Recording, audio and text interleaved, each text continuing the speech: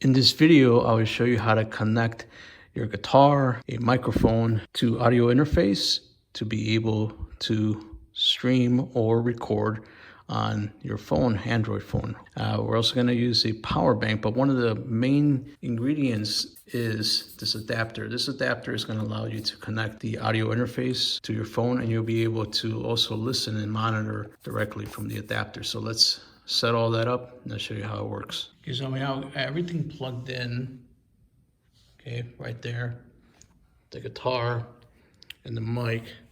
One thing to note is if you put your headphones in there, you might not get any sound from it. So let's pick up the microphone. We're gonna tap on it. Checking the mic. As you can see, the microphone's working, and let's also play the guitar real quick.